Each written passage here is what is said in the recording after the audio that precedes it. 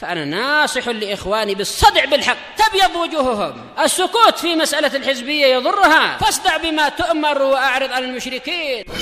سلامي على دماج ورجالها والشيخ يحيى ودار العلم يا سعد بانيها. بسم الله الرحمن الرحيم. إن الحمد لله نحمده ونستعينه ونستغفره ونعوذ بالله من شرور أنفسنا وسيئات أعمالنا. من يهده الله فلا مضل له ومن يضلل فلا هادي له. أشهد أن لا إله إلا الله وحده لا شريك له، وأشهد أن محمدا عبده ورسوله صلى الله عليه وعلى آله وأصحابه ومن تبعهم بإحسان إلى يوم الدين. يا أيها الذين آمنوا اتقوا الله حق تقاته ولا تموتن إلا وأنتم مسلمون.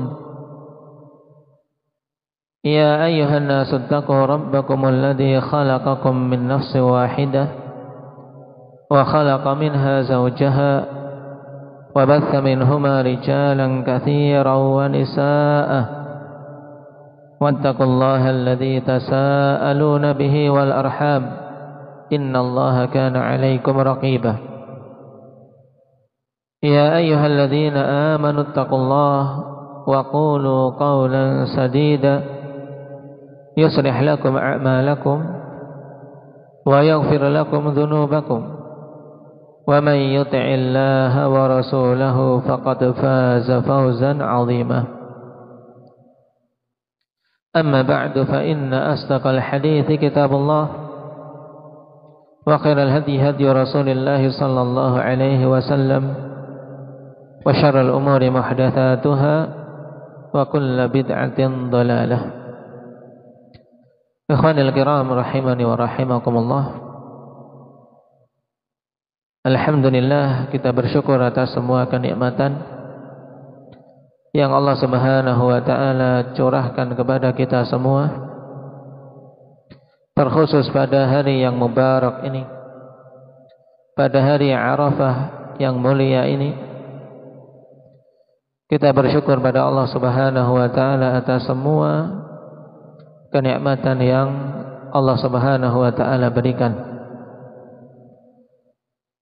Tetapnya keislaman, tetapnya seorang di atas sunnah, tetapnya seseorang di atas jalan menuntut ilmu agama Allah Subhanahu wa taala, dan tetapnya seseorang berada di atas jalan ibadah.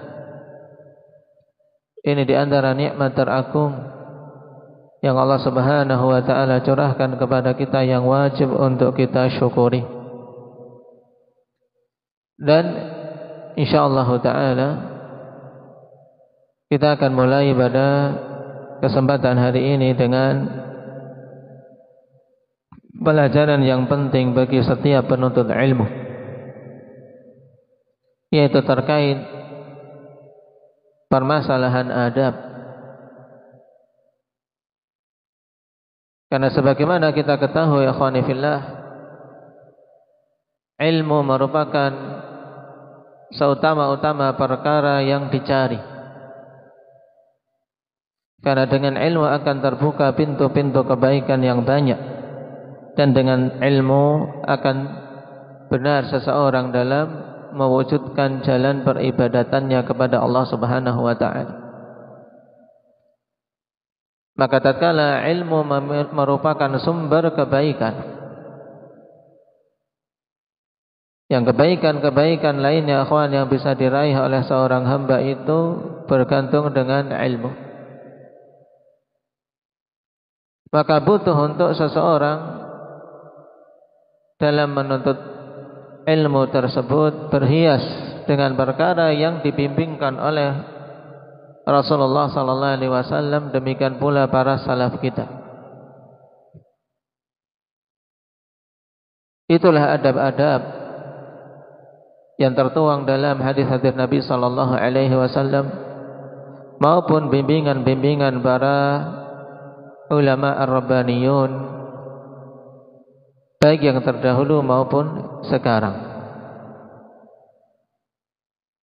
Karena di antara hal yang merusak ilmu akhwan, yaitu tatkala seorang yang menuntut dan mencarinya tidak berhias dengan adab penuntut ilmu.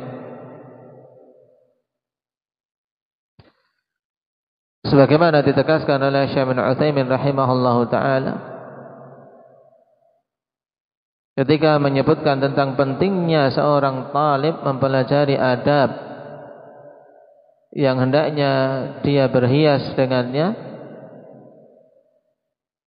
Kata beliau, li'anna talibal ilmi idza lam yatahalla bil akhlaqil fadilah fa inna talabahu lil ilmi la faidata fi. Dikarenakan penuntut ilmu apabila tidak berhias dengan akhlak-akhlak yang utama, adab-adab yang mulia, maka upaya dia dalam mencari ilmu tidak ada faedahnya. Tidak ada faedahnya. Di antara adab ikhlas. Kalau dia tidak ikhlas tidak berfaedah. Di antara adab dalam menuntut ilmu untuk beramal dengan ilmunya. Ketika dia tidak berhias dengan adab ini, tidak ada faedahnya dia mencari ilmu walaupun ke penjuru bumi. Nah, oleh karena itulah akhwani fillah ma'syara talabatil ilm merupakan pelajaran penting dan pembahasan penting untuk kita dari hari ke hari berupaya untuk mempelajari adab-adab para penuntut ilmu yang dituang dan ditulis oleh para ulama kita dalam kitab-kitab mereka. Dikarenakan adab bisa diambil dari dua sisi, akhwan. Yang pertama dari sisi mulazamah, dengan melihat, dengan duduk bermajelis bersama dengan para ulama. Dan ini metode yang ditempuh oleh para salaf kita terdahulu. Mereka duduk di sisi para ulama untuk mengambil adab dari mereka. Dikatakan oleh Muhanna, salah seorang murid dari Imam Ahmad, kata beliau, sahibtu Aba Abdillah fata'allamtu minhu al-ilma wal adab. Aku menyertai Abu Abdillah, yaitu berguru kepada Imam Ahmad, dan aku belajar dari beliau ilmu sekaligus adab. Dan ini diantara keutamaan seorang duduk di sisi guru, apalagi di sisi para ulama ar-rabbaniyun yang menjadi rujukan umat, untuk menggabungkan, mengambil ilmu dan juga mengambil adab dari mereka. Diriwayatkan dari Abdullah bin Wahab rahimahullahu taala sebagaimana dalam Siyar A'lamin Nubala, kata beliau, ma naqalna min adabi Malikin akthar mimma ta'allamna min ilmi. Apa-apa yang kami nukilkan dari adab Imam Malik itu lebih banyak daripada yang kami pelajari dari ilmu beliau. Dan cukup dia mengambil adab sebagai bentuk pengambilan ilmu. Karena itu ilmu yang terwujud, ilmu yang betul-betul berbias pada tindak tanduk dan tingkah laku seorang penuntut ilmu. Ini metode pertama pengambilan adab, yaitu dengan mujalasah dan mulazamah bersama dengan guru, untuk mengambil adab dari mereka, mengambil contoh dan teladan dari mereka. Kemudian yang kedua, metode pengambilan adab yaitu dengan membaca kitab-kitab yang dikarang oleh para ulama terkait masalah ini.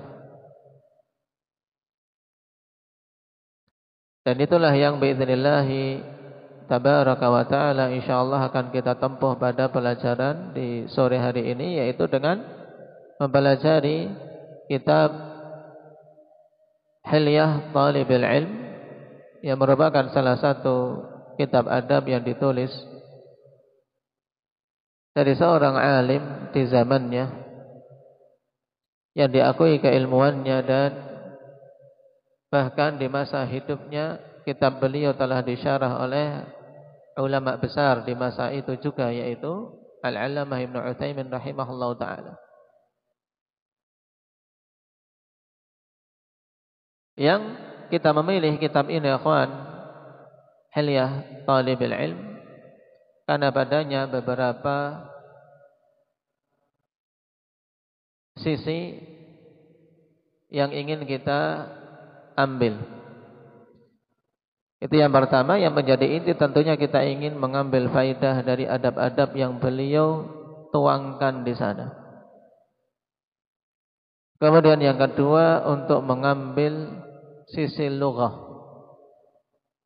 Karena kitab ini subhanallah termasuk tantangan bagi penuntut ilmu, apalagi yang baru belajar bahasa, kawan.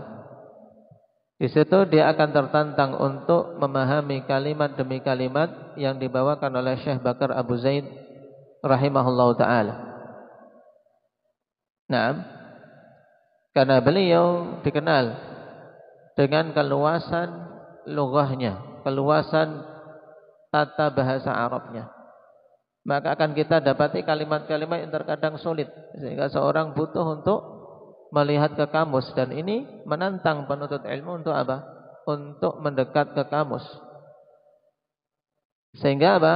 Semakin bertambah perbendaharaan kosakata dia, dan semakin kuat pemahaman dia terhadap bahasa. Maka saya berharap bagi yang sudah memiliki dasar-dasar bahasa untuk memperhatikan susunan kalimat-kalimat ini, akhwan, yang menunjukkan ketinggian sastra pada kitab Hilyah Thalibul Ilm.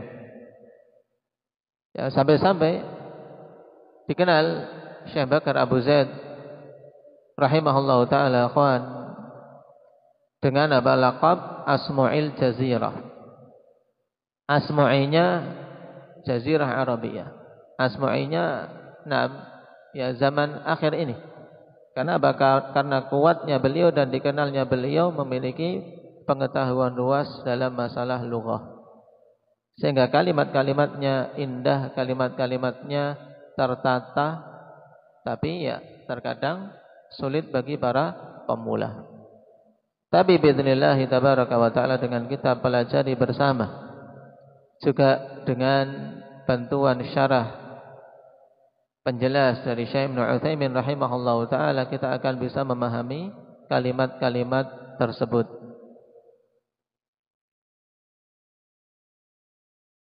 Ini kenapa kita memilih kitab Hilyah Thalibul Ilm. Kemudian terkait pembahasan adab ini, akhwan, memang butuh untuk setiap penuntut ilmu hendak merasa bosan darinya, dari ke hari, untuk dia berpindah dari satu kitab ke kitab berikutnya,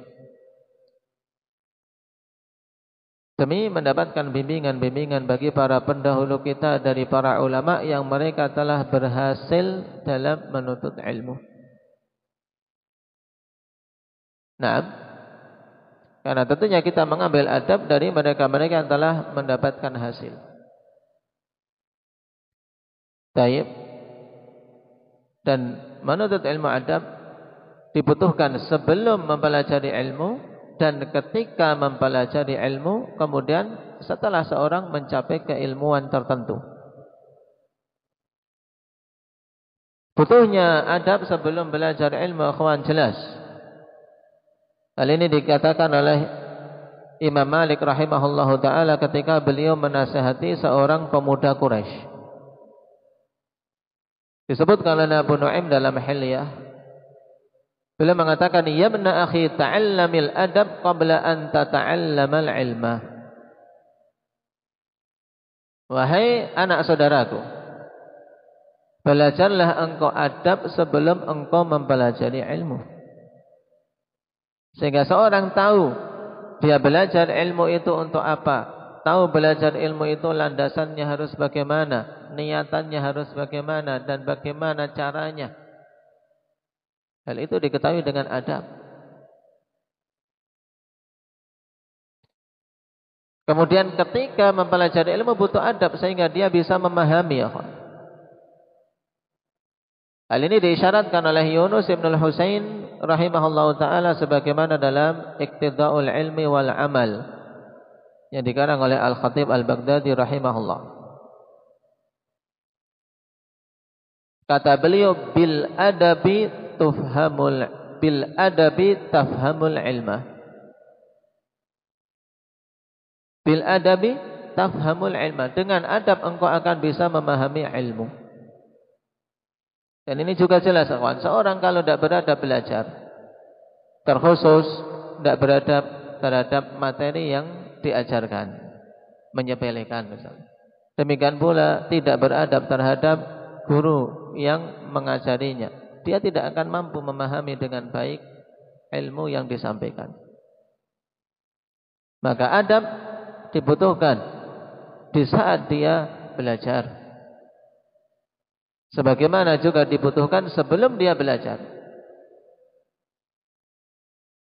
Kalimat ringkas tadi penting, kawan. Bil adabi tafhamul ilma. Dengan adab engkau akan bisa memahami ilmu. Dengan pemahaman yang baik. Karena banyak manusia, kawan, jatuh dalam su'ul fahmi. Jatuh dalam buruknya pemahaman ketika dia belajar. Di antara sebabnya karena tidak beradab.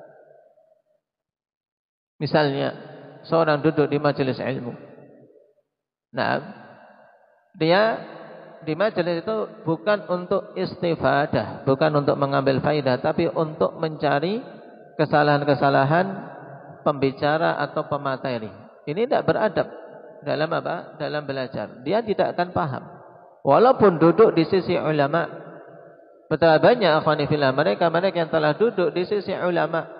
Tapi ketika keluar ternyata yang bercokol di benaknya adalah apa? Adalah kesalahan-kesalahan guru yang dia duduk di sisinya. Itu malah yang terkumpul di benaknya. Nah, dia tidak bisa memahami ilmu dengan baik. Kenapa? Karena menuntut ilmunya tidak dengan adab. Kemudian juga adab dibutuhkan ketika seorang telah meraih ilmu, jelas. Bahkan itu lebih utama lagi untuk dia berhias dengan adab. Nah, untuk dia berhias dengan adab. Dan inilah keadaan para salaf, kawan. Ketika mereka telah menuntut ilmu, adab pada mereka betul-betul terlihat. Dikatakan oleh Al-Hasan Al-Basri rahimahullahu ta'ala, sebagaimana dikeluarkan oleh Imam Ahmad dalam kitab Az-Zuhd. Kata Hasan Al-Basri, kana ar-rajulu, yakni salaf, yatlubul ilma fala yalbathu illa yasiran hatta yura atharul ilmi fi salatihi wa khusyu'ihi wa kalamihi wa samtihi. Subhanallah. Kenapa? Karena ketika sebelum belajar mereka telah mempelajari adab. Ketika belajar mereka juga terus mempelajari adab. Dan setelah belajar juga tidak berhenti dari apa? Dari untuk terus menerus belajar dan memperbaiki adab. Kata Hasan Al-Basri, dulu seorang laki-laki, yakni dari kalangan salaf, dia menuntut ilmu. Fala yalbathu illa yasiran, maka tidak berselang kecuali sebentar saja. Ya, berarti apa? Tidak berselang lama. Fala yalbathu illa yasiran. Tidak ada tenggang yang lama dari dia menuntut ilmu hatta yura atharul ilmi fi salati, sampai terlihat bekas-bekas ilmu di dalam salatnya. Adab dia wujudkan dalam salatnya yang semakin bagus. Maka ini penting. Antum menuntut ilmu sebulan, 2 bulan harus sudah terlihat efek baik pada salat. Apalagi sudah bertahun-tahun belajar, harus terlihat athar dari ilmu pada salatnya. Makanya penuntut ilmu akhwan tidak pantas untuk menjadi seorang yang langganan telat dalam salat. Perbaiki sisi salat. Karena ini diantara bias yang paling nampak, bekas yang paling terlihat dari athar ilmu, terlihat pada salatnya. Wa khusyu'ihi, dan kekhusyuannya, ketenangan dia, khusyuknya dia. Kalau salat terlihat khusyuknya, tumakninah, tidak noleh-noleh, tidak banyak gerak. Dalam tindak tanduk juga tidak celelean. Wa kalamihi, demikian pula terlihat bekas dari ilmu tersebut pada ucapan-ucapannya. Orang tahu, oh ini bukan ucapan orang bodoh lagi. Wa samtihi, dan juga terlihat pada pada sifatnya. Makanya kita senantiasa butuh kepada adab sebelum belajar, ketika belajar, maupun setelah seorang mencapai tingkat keilmuan tertentu. Makanya kita memohon pada Allah Subhanahu wa taala, semoga Allah Subhanahu wa taala memberikan taufik kepada kita semua untuk bisa beradab dengan adab para penuntut ilmu dan bisa mengambil kemanfaatan dari apa yang akan kita pelajari ini.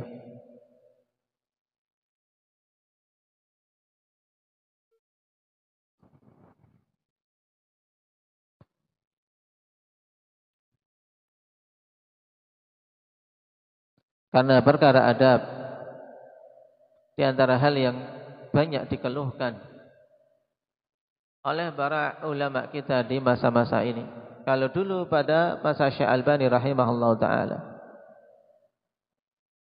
beliau menegaskan bahwasanya muskilah kita ikhwan, di antara muskilahnya bukan dari sisi masalah kecerdasan dan yang lainnya, tapi di antara muskilah terbesar dari sisi adab.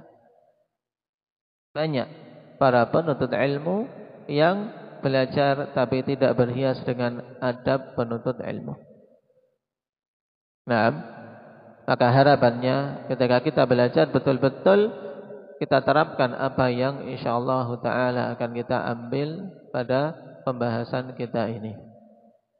Baik. Ini sebagai muqaddimah singkat untuk pembahasan kita akhwan.